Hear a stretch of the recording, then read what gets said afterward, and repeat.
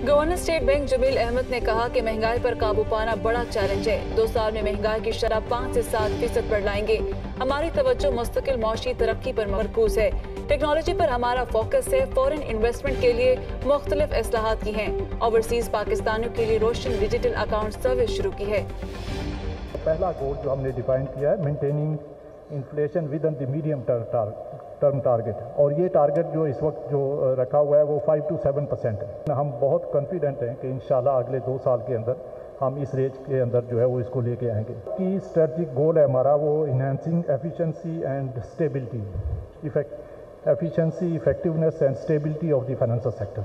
हम बैंक्स के साथ मिलके जो हमारा पेमेंट सिस्टम है, डिजिटल बैंकिंग है, उसके ऊपर बहुत सारे प्रोजेक्ट्स जो है वो लेके आएंगे। बहुत सारी हमने सहूलतें हमारे जो ओवरसीज़ पाकिस्तानीज़ हैं उनको प्रोवाइड की हैं ताकि वो अपना बैंकिंग सर्विसेज वहाँ पे बैठे अवेल कर सकें। हम अपनी स्ट्रेटजिक प्लानिंग के ऊपर फोकस करें और हम इस चीज़ के ऊपर डिसाइड करें कि हमने अगले 4-5 साल के अंदर जो है वो क्या चीज़ें करनी है। स्टार न्यूज़, जियो पाकिस्तान के लिए।